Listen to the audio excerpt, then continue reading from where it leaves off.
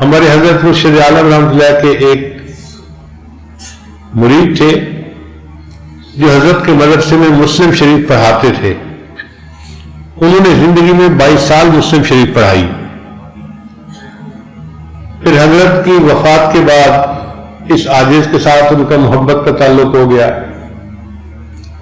ایک دن وہ مجھے کہنے لگے کہ حضرت میں نے حضرت مدنی رحمۃ اللہ علیہ سے دور حدیث کیا ہے دارالعلوم دیوبند میں. وہاں ایک واقعہ میں نے اپنے استادوں سے سنا, میں آپ کو وہ سنانا چاہتا ہوں. میں نے کہا ضرور سنائیں. انہوں نے واقعہ سنایا کہ جب سعودی عرب کے حضرات نے سعودی عرب پہ حکومت شروع کی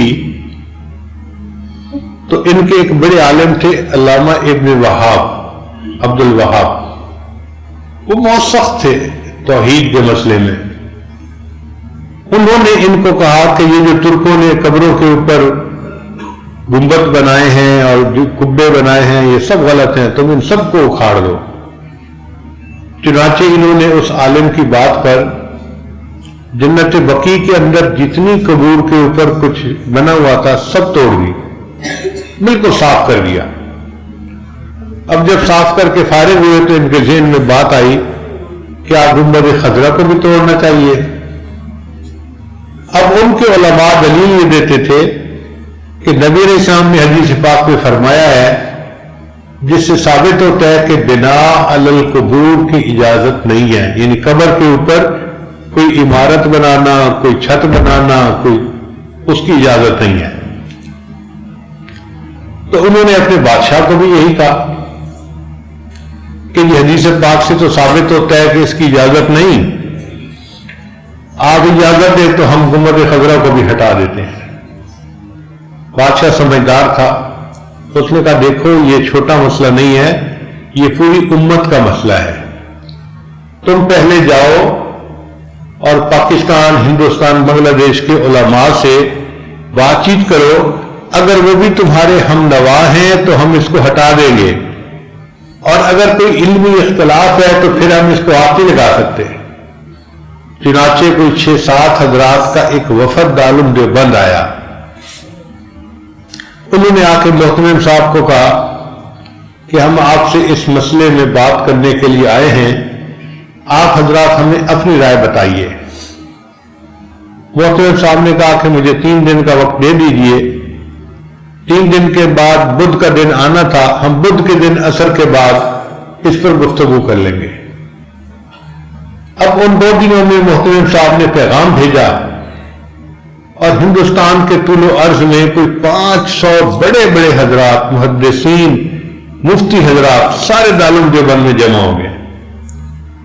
وہ فرماتے ہیں کہ ایسا مجمع شاید ہی کبھی دارالعلوم دیوبند میں پھر دیکھا گیا ہوگا.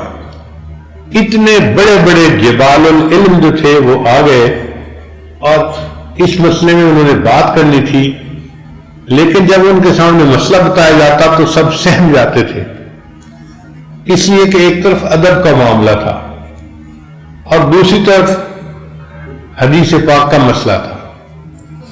اگر کہتے کہ حدیث پاک ٹھیک ہے اس کا مطلب گنبد خضرا کو گرا دو, اور گنبد خضرا کن کا ہے؟ نبی علیہ السلام کا ہے. وہاں اگر بال برابر بھی بے ادبی ہو جاتی تو ایمان سلب ہو جاتا, نہ جائے ماندن نہ پائے رفتن. وہ کہتے ہیں کہ ہم نے دیکھا کہ جب آخری رات تھی تو بہت سارے علماء آپس میں تکرار کر رہے تھے, اس مسئلے کے اوپر گفتگو کر رہے تھے, کچھ حضرات کتابوں کا مطالعہ کر رہے تھے. عجیب رجوع اللہ کی رات تھی. جب بدھ کے دن عصر کی نماز کا وقت ہوا تو نماز کے بعد جو عرب علماء کا امیر تھا وہ کھڑا ہوا اور اس نے تھوڑی دیر گفتگو کی کہ بھئی حدیث میں یہ ثابت ہوتا ہے کہ بنا علی القبور کی اجازت نہیں ہے, تو ہم نے جنت بقیع میں تو قبروں کے اوپر جتنے جبے کبے بنے تھے سب ہٹا دیے. اب گنبد خضرا کا مسئلہ ہے تو ہم پوچھنے آئے ہیں کہ اس حدیث کے بارے میں آپ لوگ کیا کہتے ہیں؟ اگر اس حدیث پر کوئی جرح ہے تو بتا دیجئے, کوئی راوی مجروح ہے تو بتا دیجئے، کوئی ضعف آتا ہے کسی طرح سے تو بھی بتا دیجئے، اور اگر یہ حدیث بالکل صحیح ہے اور نص قطعی ہے تو پھر تو ہمیں اس پر عمل کرنا ضروری ہے۔ اب یہ بات کر کے تو امیر صاحب بیٹھ گئے، جواب دینے کے لیے کوئی کھڑا نہیں ہو رہا تھا۔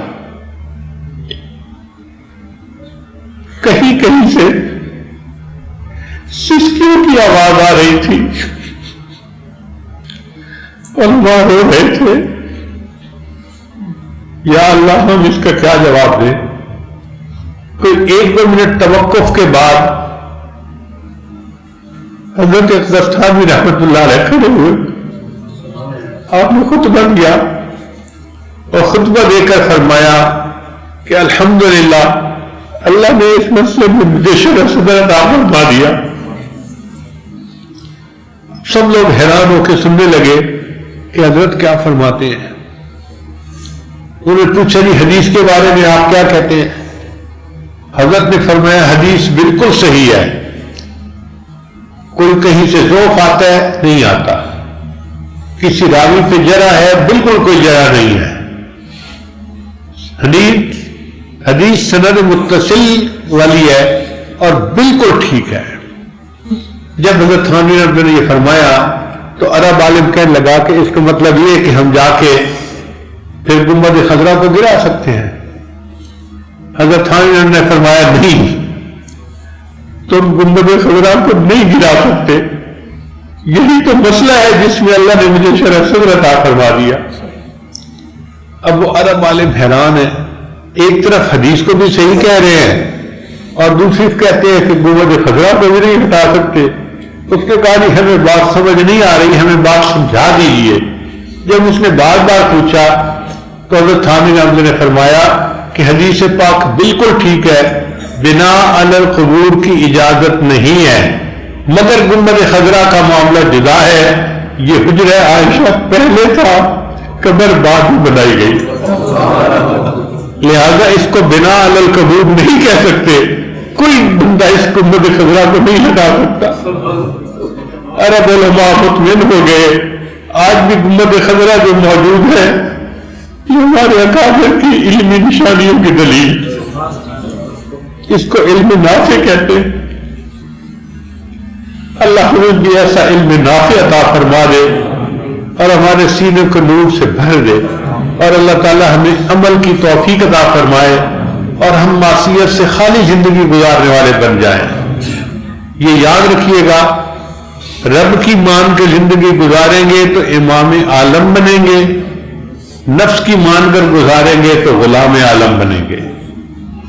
اب فیصلہ ہمارے ہاتھوں میں ہے، بہتر یہ ہے کہ ہم اللہ کی مان کے زندگی گزاریں تاکہ اللہ تعالیٰ ہمیں دنیا آخرت کی ذلت سے نجات عطا فرمائے اور اللہ تعالیٰ ہمیں اپنے مقبول بندوں میں شامل فرمائے۔ علم کا یہ نور قیامت تک چلتا رہے گا۔ یہ بہت خوشی کی بات ہے کہ آپ حضرات علماء یہاں پر علم کے لیے آتے ہیں اور الحمدللہ اپنے عقیدے کے بارے میں اور باطل فرقوں کے بارے میں صحیح علم اپنے اکابر سے پا کے جاتے ہیں۔ آپ کا یہاں آنا بھی مبارکباد کے لائق ہے۔ اللہ تعالیٰ اس مرکز کو شاد اور آباد رکھے اور قیامت کی صبح تک اللہ تعالیٰ اس کے علمی فیض کو جاری ساری فرمائے۔ وآخر دعوانا ان الحمد للہ رب العالمین۔